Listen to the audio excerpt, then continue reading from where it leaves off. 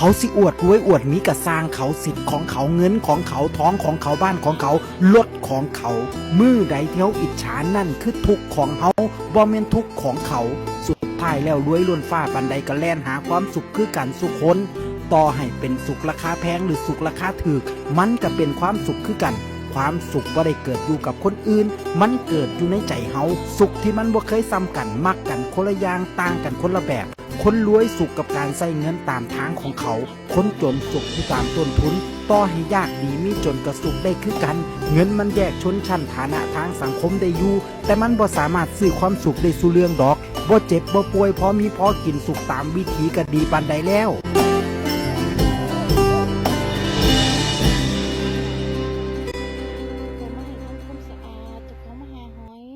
พอเฮาใหญ่ขึ้นจังหู้ดีว่าเวลาสำคัญกว่าเงินทอง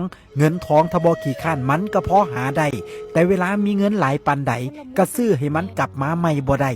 บ่มีอีหยังสำคัญสำครอบครัวตอนล้มเหลวตอนผิดหวังตอนเจ็บป่วยก็มีแต่ครอบครัวที่อยู่นำบ่อินกับความสำเร็จใหญ่โตแต่อินกับความสำเร็จเล็กๆน้อยๆในปัจจุบันบ่คาดหวังบ่ตั้งเป้าหมายหลายเกินไปพอหู้ละว่ายามล้มมันเจ็บปานใดหันมาเบิ่งแง้งเจ้าของหลายขึ้นพอหู้ดีว่าบ่มีอีหยังดูแลเฮาดีท่อเฮาดูแลเจ้าของดอกบ่มียาชนิดใดรักษาเฮาได้ดีท่อกำลังใจจากเฮาเอง